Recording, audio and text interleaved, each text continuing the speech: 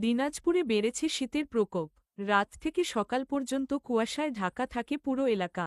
দিনের বেশিরভাগ সময় মিলছে না সূর্যের দেখা। তাপমাত্রা কমে যাওয়ায় রাস্তায় মানুষের চলাচলও কমেছে। বুধবার ১১ই ডিসেম্বর সকাল ৬টায় দিনাজপুরে সর্বনিম্ন তাপমাত্রা রেকর্ড করা হয় ১৩ ডিগ্রি সেলসিয়াস।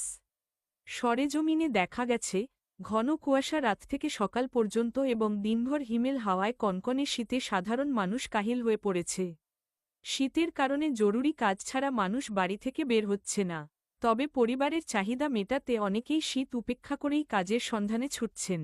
ভোরে ঘন কুয়াশা থাকার কারণে বিভিন্ন সড়কগুলোতে হেডলাইট জ্বালিয়ে যানবাহনগুলোকে চলাচল করতে দেখা গেছে। এছাড়া শীতের কারণে হাসপাতালগুলোতে বাড়ছে শীতজনিত রোগীর সংখ্যা। বেশি আক্রান্ত হচ্ছে শিশু ও বয়স্করা। দিনাজপুর আঞ্চলিক আবহাওয়া অফিসের ভারপ্রাপ্ত কর্মকর্তা তোফাজ্জল হোসেন বলেন,